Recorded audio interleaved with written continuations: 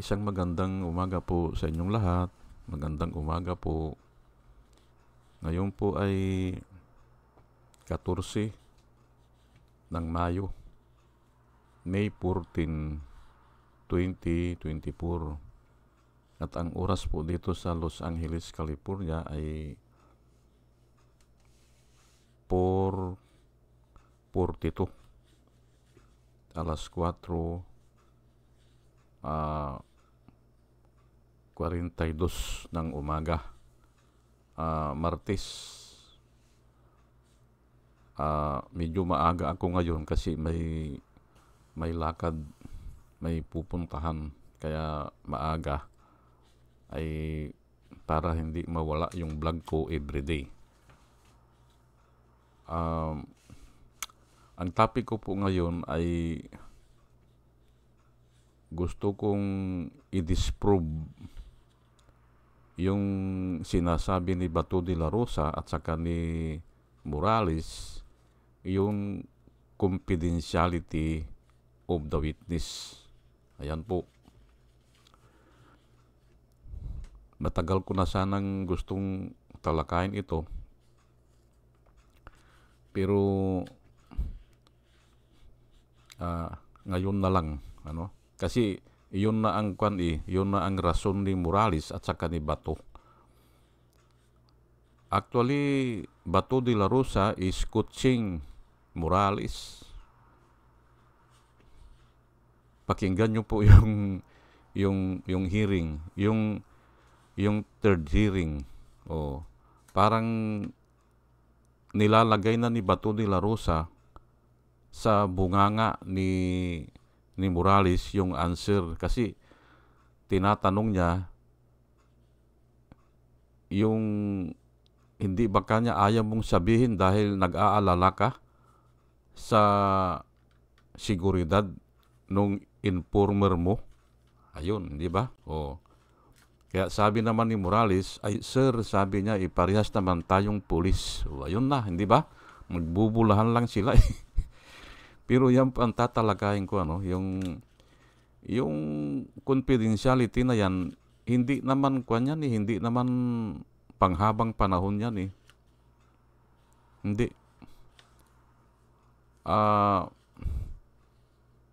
Ang reason dyan ay yun nga, baka may mapatay o yung mangyayari ay napakalaking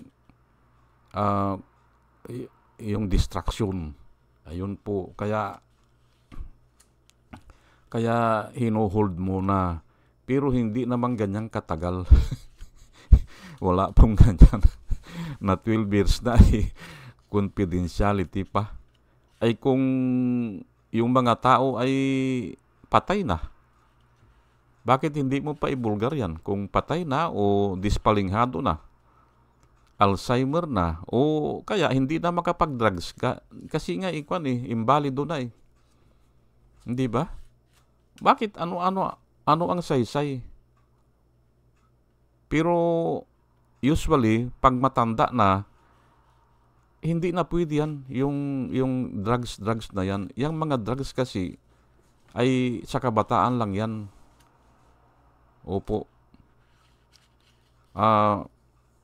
66, magsi-66 na po ako at yan si Bongbong Marcos, baka 67 yan Si Maricel Soriano ay tinignan ko kagabi 59 o magsi-60 na din yan. Ay yung mga ganyang edaran ay may mga maintenance na yan. Bakit pa sila magtitik ng drugs? Hindi ba? Kaya bali wala na po yan kahit na i-reveal niya yung tao, yung informer niya o hindi, bali wala na yan. Opo. Pinapasakay lang tayo niyan. Pinapasakay lang tayo para panoorin, para abangan yung mga hearing. Ganun lang po yan. Pero hindi po nila pwedeng lokohin ang tao. Opo. Yan po ang i-discuss ko ngayon. Yung confidentiality na yan, mayroon lang mga time frame. may mga kwal lang yan. Siguro 2 to 3 years ganyan. Hindi ba? Depende po sa sitwasyon yan. Depende. Hindi mo pwedeng gamitin yan forever. Oh. Ay, ito nga babasahin ko na lang muna itong Luke 8. Ayan po sa Luke 8:16, verse 16 hanggang 17, no one lights a lamp and covers it with a jar or puts it under a bed. Instead, he sets it on a stand, so those who enter can see the light. Ayan po. For there is nothing hidden that will not be disclosed, and nothing concealed that will not be made known and brought to light. Ayan po nakasulat. Mas paniwalaan ko po ito. Kaya hindi po yung confidentiality na yan, kalukuhan lang po yan. Kalukuhan. Hindi ba? Mas paniwalaan ko ito. There is nothing hidden that will not be disclosed, and there is nothing concealed that will not be made known and brought to light. Ayan po. Hindi ba? Inuna ko na ito para maniwala kayo na yung confidentiality na yan, wala yan. Opo. Pero bago ang lahat ay nais ko munang pasalamatan po yung mga subscriber po natin. Ito po sila, batch number 2 po ito.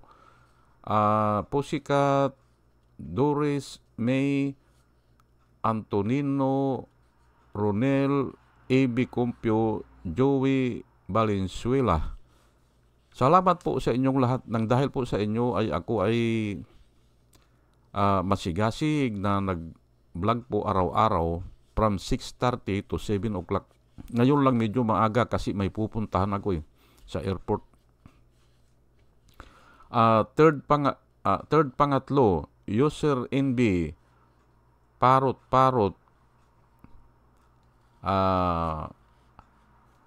Pabs Naranja, Romel Solier, Padua Lloyd Trabiel, Andre Sinario, Jonah Canao, Rosana Kawili, Bear Orozco, Edna Calyago, Christine Joranas, Digna Umali.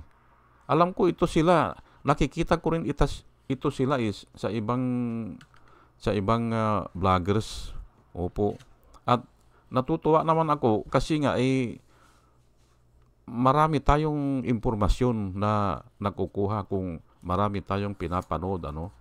Si Jolie Antan, si Jose Labier Niabot, Andy Gimpaw, user GH, RC Guillermo, Joseph Angelo, Mayra Medina, Rafael Aquilato, Mayet Hincio, Dio Yanong, Bilya Lagar, Laginyo, Mr. Yang Toy, Emilita Roa, Monica Dongsaw, Richard Jamura, user KK, user XQ, Nelson Niyakop, Salvacion Akisar, Sinaida San Andres, Joey Chavez, Ramon Junior Rojas, Hael Villar, Rose Jack Normi, Arnel Araujo, Vicente Tablati, Sweet Potato, Coco Gued, Orly Nunez, Estrella Rumbano, Arian Mendoza, Nieves Olaviris, Aldrin Impalmado, Malaya Mendoza, Rolando Dordas, Mer Cabrera, Rolando Oliver Mamon ng La Paz, Iloilo, Ana Marie Aldisimo, Eli Casley, Marias Rivera, Maru Daan at saka si Manuel Diwa. Salamat po sa inyong lahat. Nang dahil po sa inyo ay ako ay nagiging inspirado na mag-vlog. At ito naman po ang mga vloggers na nire-recommenda ko po sa inyo na ating panoorin at suportahan. Ito po sila, Michael Apasible Bulletin, Attorney Insurrecto, Bunyog Pagkakaisa, Vlogcaster Armandin, Engineer Tuto Kausing, Aling Marie, Mr. Sa Totoo Lang To, Christian Isguera, PMTGR Vloggers, The Action Man, Roy Japantos, Divina Apostol, CG Pichchay, Kampihan ni Art at Ago, Demjos Journey Kakamping, Ang Batas with Attorney Claire Castro at saka si Kawalde Carbonil. Ayan po, ugaliin po natin na makinig sa kanila at nakikita ko na totoo yung sinasabi nila. Marami po tayong matututunan at para po sa bayan yung mga nilalakad nila. O sige po, at punta na po tayo dito sa sa topic natin. Yun nga yung confidentiality ng mga witness ay hindi naman forever yan. Yan ang i-discuss ko ngayon. At paiksi lang ito, pero sasamahan ko pa nung naobserbahan ko doon sa third hearing. Opo. Siguro umpisahan ko muna kung ano yung naobserbahan ko doon sa third hearing. Yung pagsalita ni Dionisio Santiago doon ay dapat sapat na yun Kasi mukhaan na sinabi niya Mukhaan po na sinabi niya o harap-harapan. Hindi po niya yung pasaring lang talagang direkta na si Jonathan Morales ay kilalang kilala ng mga kasamahan niya o pati na siguro siya kasi naging kasama niya rin na isang sinungaling. Ano ba yung sinabi niya? Story telling liar. Di ba? Professional story telling liar. Ayan po. Dapat doon ay sapat na yun Hindi ba? Ngayon, doon naman sa doon sa pagkuha ng yung drug test na kini-question nila bakit daw 2 minutes lang. Ay pwede yung ganun siguro At yun na nga, pinaliwanag na nga na negative. O dapat solve na tayo doon. O pinatotohanan na ng sintlok. O at nga pala nung ako ay nagtatrabaho sa Nawasa, 5 taon po ako doon. At ang ginagawa namin ay deep well pumping station. Ako na-assign po ako doon sa doon ako naka-assign sa pag natapos na yung drilling, huhulugan na yan ng bomba. Ako na ang bahala doon sa paghulong ng bomba at yung power.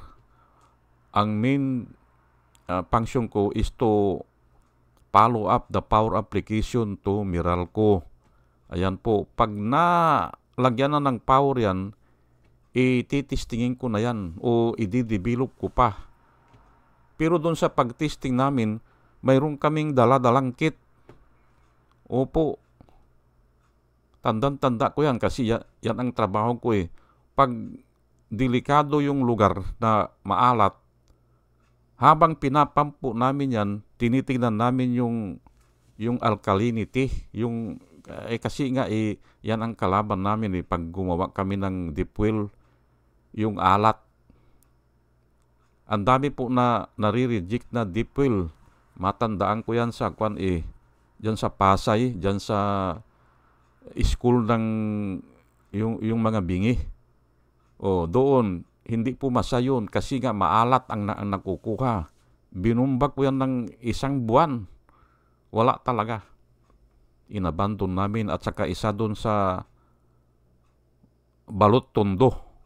Maalat din ang lumalabas. Yun ang ginagamit namin. Kumukuha kami ng sample ng tubig, ilalagay namin sa test tube, tapos huhulugan namin nung parang litmus paper na stripe. Naiiba ang kulay niyan after 2 minutes. So, ayun. Ganun lang. Pag malala talaga, ay dinadala namin sa laboratory para makuha talaga yung number. Ganun lang po. Kaya pwede po yun eh.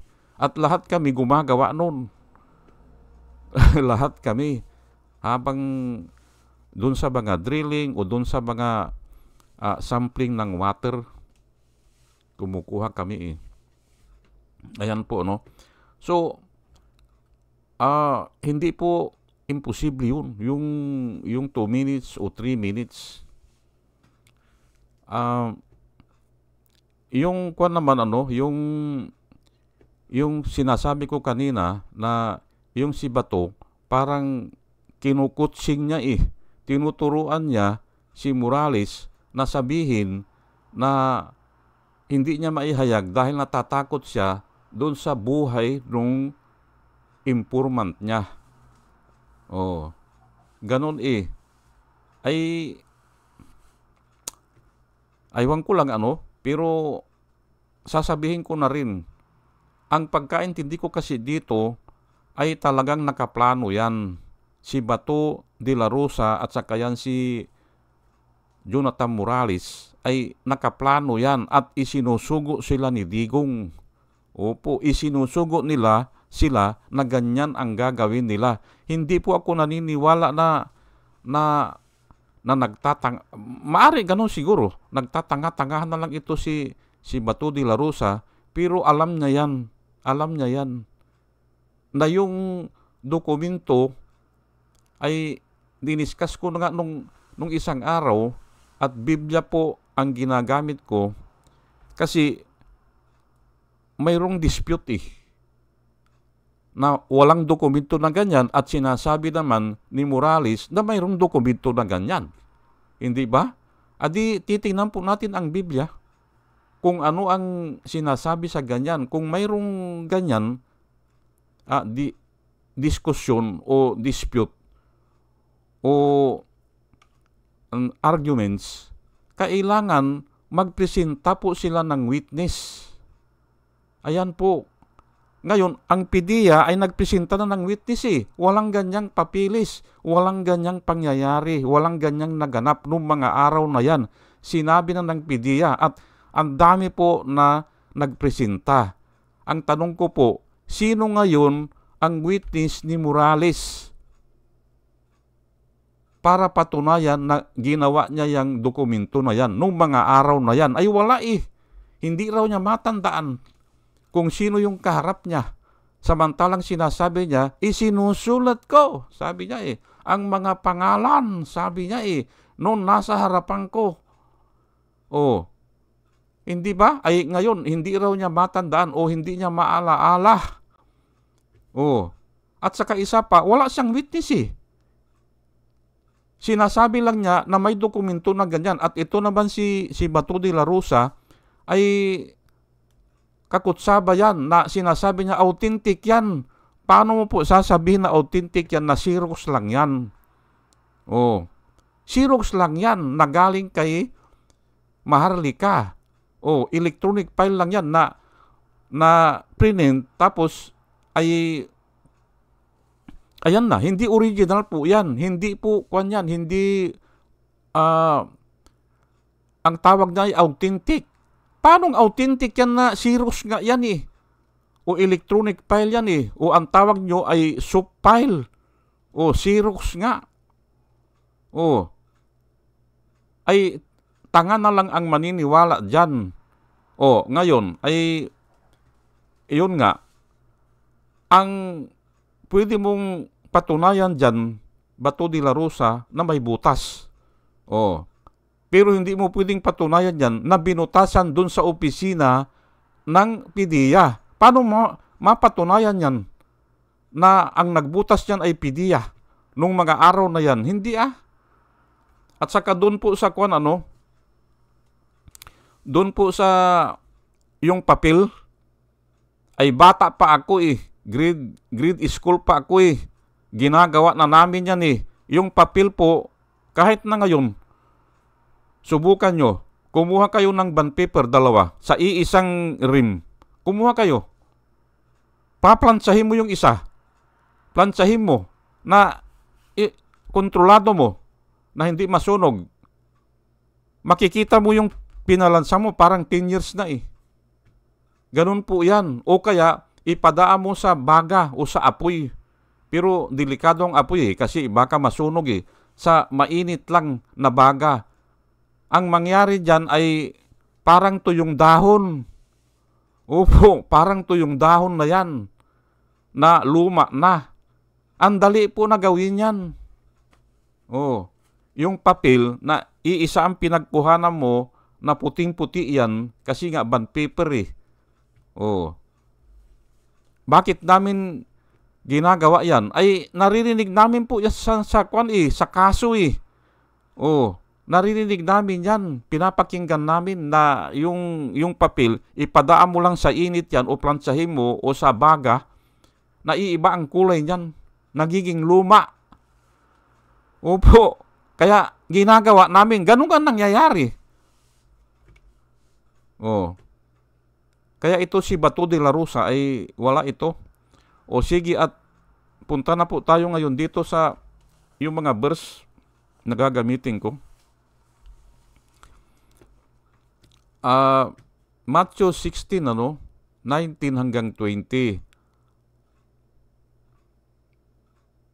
I will give you the keys of the kingdom of heaven. Ito po, itong kwento na ito, tinatanong ni Jesus Christ yung mga disipulo niya, what do the people say that I am? Yun po ang tanong niya. Ano ba ang sinasabi ng mga tao sa akin? Sino ba ako? Tinatanong niya yung mga disipulo niya. Ay, Panginoon, sabi ng mga disipulo niya, o teacher. Ang iba ay nagsasabi ng kayo ay mabuting guro. Ang iba ay nagsasabi na ikaw ay propeta. O ang iba din ay nagsasabi yung reincarnation daw ng mga propeta. Ang ganun ba? Sige na, sabi niya. Ay tinanong niya ulit yung mga disipulo niya. How about you? Sabi niya. Ano ang masasabi nyo patungkol sa akin? Walang makasagot At ang sumagot ay si Pedro. Si Pedro po ang sumagot, you are the Messiah, the Son of the living God. Sabi ni Pedro, ay mapalad ka, sabi ni Jesus Christ, kasi yan ay hindi inahayag sa iyo ng tao, kung hindi ang Ama sa langit, sabi niya. Father in heaven, sabi niya. Mapalad ka kanya, Pedro, dahil yan ay hindi inihayag sa iyo ng tao, kung hindi ang Father in heaven, sabi niya. At ito nga, dito niya sinabi ito, I will give you the key, sabi niya, of the kingdom of heaven. Whatever you bind on earth will be bound on heaven, and whatever you loose on earth will be loose in heaven. Then he admonished the disciples not to tell anyone that he was the Christ. Siya ang Misaya o yung anak ng Diyos. Ang Misaya po ay yung tagapagligtas o Kristo sa ibang salita. Yung Misaya at saka yung Christ, parehas lang po yan. Ano po ang sinabi niya? Do not tell anyone. Doon patungkol doon sa information na nakuha nila. Bakit? Ang reason po niya ay wala pa ako sa tamang panahon. O baka mapatay siya. Opo, ganun yan Pero ang sabi niya dito kasi ay usually kasi, marami kasing ganito wala pa siya sa tamang panahon. Ayan. Ano? Ulitin ko, pwedeng i-withhold yung impormasyon kasi nga kung buhay ng tao ang nakasalalay. Ayan po, Matthew 17. Pero ito, kahit na ganun ang sinabi niya, huwag po kayong magkamali, ha? Kung tinatanong siya, sinasabi naman niya eh. Kung kinukumpronta siya, sinasabi niya. Kaya nga siya pinatay kasi nga sinasabi niya na siya ang anak ng Diyos. O siya ay ang Misaya. O isinugo siya ng Diyos. O ang ama niya ay Diyos. Kaya nga siya pinatay on that account. Pero nga, ang sinabi niya dito, huwag niyo munang sabihin. Sige, punta na tayo dito sa Matthew 17. Ay ito naman po ay yung transfiguration. Umakyat silang tatlo ang kasama niya si James, si John at saka si Pedro. Kasama niyang tatlo, umakyat sila doon sa Mount of Transfiguration. Umakyat sila. Ngayon, nung umakyat sila doon, naandun na sila sa itaas, ay nakita nila si Jesus. Yung mukha ay naging parang araw. Maliwanag pa sa araw. At yung damit ay naging parang light na talaga. Napaka-ningning. Yun ang nakita nila, yung transfiguration. At narinig nila yung Diyos. Kaya nga ang Diyos nagpatotoo o yung Diyos Ama "This is my beloved Son, in whom I am well pleased. Hear Him." Yung po ang sabi ng... Kaya nga, nagpapatotoo din ang Diyos na "This is my beloved Son, in whom I am well pleased. Hear Him." Pakinggan nyo siya. Ay wala naman silang ginawa. Kung hindi, dumapa na sila Hindi nila kaya Yung brilliance po kasi ng Diyos, hindi kaya ng tao yan. Mabubulag yan. Kaya dumapa na lang sila. Sa lupa. Ay nung pagkuhan nila, dahil ay kinukuha na sila ni Jesus Christ sa kamay, ay pagtingin nila, wala na. At ito na nga, babasahin ko na, "And when they look up," ayun, hindi ba? Dumapa sila ngayon, and when they look up, they saw no one except Jesus. Nakita pala nila doon si Elijah na nag-uusap at saka si Moses at saka si Jesus Christ. Ayan po, As they coming down the mountain, nung pababa na sila, Jesus commanded them, "Do not tell anyone." Ayan po, hindi ba? "Do not tell anyone about this vision until the Son of Man," ayan po, may time frame "until the Son of Man has been raised from the dead." Ayan po ang sinabi niya. Hanggang hindi siya nabuhay na magmuli. Pero yung time frame na yan, 3 years lang yan. O baka 2 years lang yan. Kasi ang public ministry ni Jesus Christ ay 3 years lang So, pwede nilang sabihin yan after Jesus Christ was raised from the dead. Ayan po ang sinabi sa kanila. Pero uulitin ko lang baka sabihin nyo, ay hinihikayat ba ni Jesus Christ na magsinungaling ang mga tao? Ay hindi. Kung tatanungin talaga, konfrontasyon, palagay ko pwedeng sabihin Pero wag lang ipagsabi. Wag lang ichismis. Yun ang ibig sabihin yan. Pati dun sa una, yung nalaman kasi ni Pedro na siya ay the Messiah and the Son of God. Nalaman ni Pedro, ay wag mo munang ipagsasasabihan. Yun ang sabi ni Jesus Christ. Ito naman dito sa Transfiguration, wag nyo munang pagsasabihan. Pero palagay ko kung may magtatanong at kumprontasyon talaga, oo, nakita ko. Ganun yan. Iba po yung tinatanong ka na, ay pwede mo na sigurong sabihin yan. Ang pagkasulat kasi dito, do not tell anyone, na yun nga parang maritis, na magmamaritis ka na. Hindi ba? At may time frame, hindi ba?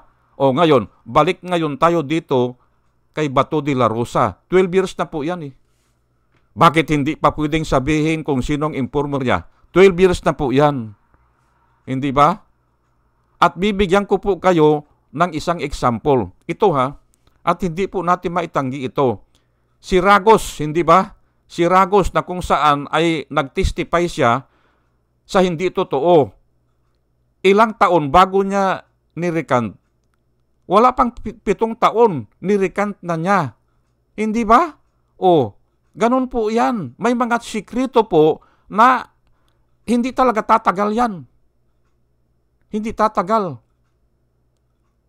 Yung mga tumistigo labang kay Dilima, isa-isa nagrecant na. Kasi nga ay konsensya nila yan eh.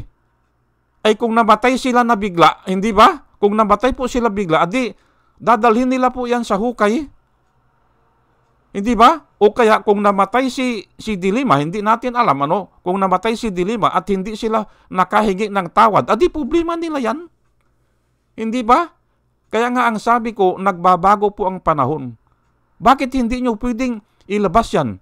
Yang informer nyo ay 12 years na yan eh. Yung kung sakali man na totoo na nahuli nila o na nakita nila, pero hindi ako naniniwala dyan. Senador na po yan, si Kwan noon, si Bongbong. At saka may kaedaran na rin. May edad na rin yan. O, 68 siya ngayon, palagay mo, o 67. O, ay ilang edad niya noon? O, mga 52 o 54. O, ay may edad na po yan. Hindi ba? Bakit siya gagawa ng ganun? At saka isa pa, isang senador. Hindi pupunta yan sa apartment na sinasabi ko kahapon. Hindi pupunta yan sa isang apartment ng apartment para humitit o magganun lang. Hindi ba? O sige. May ikikwento po ako sa inyo na iyang mga ganyan, iyang mga lihim na ganyan, ano, para maniwala po kayo sa akin, ano, yung tatay ko, may anak yun nung binata pa siya. Dalawa yan, anak niya, dalawa. Isang babae at saka isang lalaki. Ang edad sa akin ay mga 5 years na matanda sa akin. Opo. Ay, yung isa, inaamin niya. Yung isa, inaamin niya. Yung babae. Ay, tinanong ko siya, ay hindi ko kanya anak yang lalaki. Noon pa yun ha, noon ha. Pero nung matanda na siya, ay tinanong ko siya ulit eh. Ay sinasabi ng mga pinsan namin, kasi malayong bayan po eh, na anak mo yun, ay inamin niya. Inamin niya. Ay tinanong ko nga siya, nung medyo may edad-edad na siya, no? Ang reason niya sa akin, kung inamin ko yung kanya, pinatay na ako nung asawa, sabi niya. May asawa. Pero yung isa kasi, walang asawa eh. Kaya inaamin niya na anak niya yung babae. Pero yung lalaki, sa ibang babae po ito, no? Na may asawa, ay hindi niya inaamin. Pero nung matanda na siya, ay inaamin niya. Ganun po yan. Hindi po. At yung nga iba nga eh, yung iba eh, may kakilala ako dito eh, naanakan niya yung kwan eh, yung katulong nila eh, pinalayas, ano? Pinalayas ay simple ay ganun talaga eh. At napunta sa Amerika yung lalaki, yung nga ay ngayon ay hirap sila dito sa Amerika, mag-asawa eh. Wala na yung mga anak nila kasi matatanda na, nag-asawa na. Alam mo, yung bata na palaboy-laboy na mahirap, kinuha nila Kinuha nila. Dahil yun ang nag-alaga doon sa tatay niya. Kinuha. Pero ngayon ay naging na rin, army na ata o US Navy. Kasi naglingkod lang ng ilang taon, nakapunta dito mga 18 years old Ngayon, nung pwede na mag-apply sa army, ay nag-apply na. Maganda na rin ang buhay ngayon. Ganun po yan. Hindi po namimintin na ayaw kong isabi o ayaw kong aminin o paparusahan ko yung bata na yan dahil anak sa labasan. Hindi po. Tumulong sa kanila yung bata. Yung bata na yan ay siya ang nag-alaga. Doon sa mag-asawa ha. Doon sa mag-asawa. Nasamantalang noon ay pinapalayas nung babae. Kasi galit na galit siya dahil naanakan yung katulong. Pero nagbabago po ang panahon Ganun po yan. Ngayon, balik ako ngayon dito kay Morales. Ay ang tagal na po yan. Bakit hindi mo ma-reveal yan? Hindi ba? Sinabi ko na, there is nothing hidden that will not be disclosed, and there is nothing concealed that will not be made known and brought to light. Ayan po ang sabi ng Biblia. At binigyan ko po kayo ng mga example, hindi ba? May time frame po ang Diyos. Kaya sinabihan niya na huwag niyo munang sabihin. May time frame. Pero pag nabuhay na ako magmuli, pwede nyo nang sabihin. At ayan nga ang ginawa ng mga disipulo Kaya sila pinagpapatay ang sinasabi nila ay si Jesus Christ ang anak ng Diyos o ang Misaya o ang tagapagligtas. Kahit napatayin sila, ayun ang isinisigaw nila. Hindi ba? May time frame po, hindi forever yan na ayaw ilabas ni Morales yung informer niya. Hindi ba? Kalukuhan lang yan. Yang una-una, kung ganyang klase, ay ako ang dami kong kakilala na nag-a-addict noon at the age of 50 o 55, wala na. Ang ibig kong sabihin ay mahina na. Ang nangyayari kasi niya ay yung immune system mo ay nawawala kaya mahina na talaga. Mahina na. Ganun.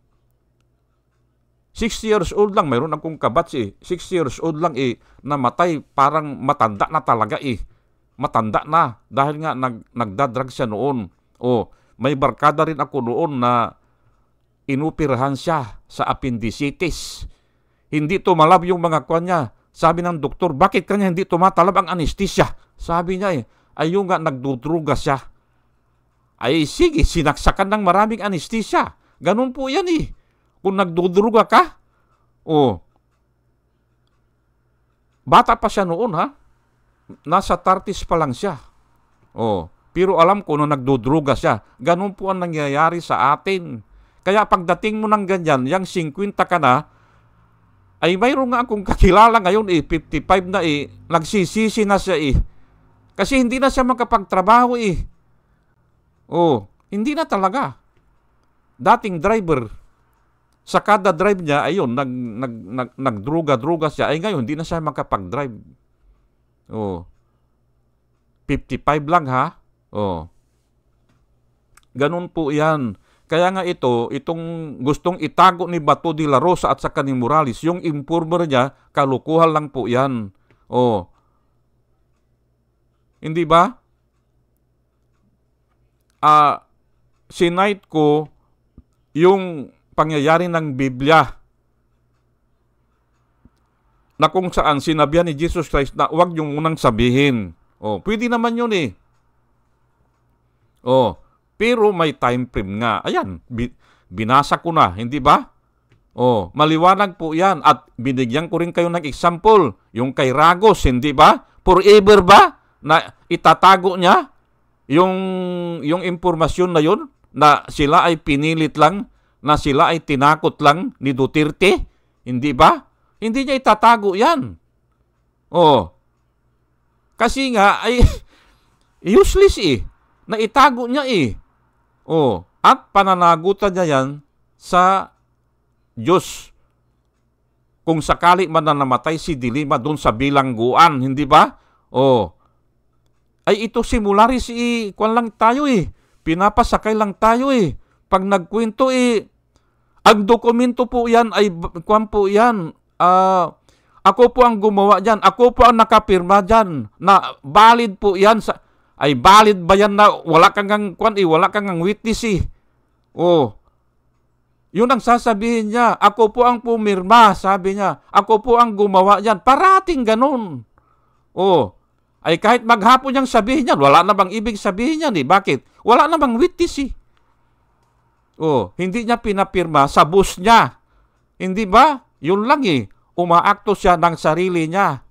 Oh, dapat yan, sinabi ko na nung isang vlog ko, na yung sekretarya na nag-type yan sa amin doon sa Nawasa o kahit saan ako, yung sekretarya, binibigyan niya ng initial yan. Tapos kung padadaanin yan sa lahat ng engineers, mag-i-initial ang lahat ng engineers. Chinicheck yan kasi O tama ba itong sulat? O tama ba yung kwan? O nag-a-agree? O mag-initial yung mga engineers. Lahat ng dadaanan nun. Ganun po yan. O ay siya lang ang pumirma? O sige, siya nang nag-type. Ay dapat initialan niya muna. Hindi ba? O kaya, kumuha siya nung katabi niya, paki-initialan mo nga ito. Ay wala Hindi ba? Paano kang maniniwala dyan na sinasabi pa niya na dahil sa ang tao na naandun, sabi niya, mga tao na naandun ay presidente, sabi niya, ay naandun nga ay hearsay nga yan dahil ang nagpatutuo lang ay yung nakakita, hindi ikaw Morales. Hindi valid yan. Kasi ikaw lang ang nagsulat. Napakinggan mo lang yan. Parang, halimbawa, may bumulagta yan at may sinaksak dyan. Ang nakakita ay si Pedro. Hindi ba? Ang nakakita ay si Pedro. Ngayon, ito si Juan, sinasabi niya, nakita ni Pedro yan. Sinong tatawagin? O sinong paniniwalaan? Ikaw ba? O yung si Juan ba? O yung si Pedro? Si Pedro kasi siya nakakita hindi ba? Hindi pwede na valid yung sasabihin ni ni Juan na may nakakita diyan. Hindi.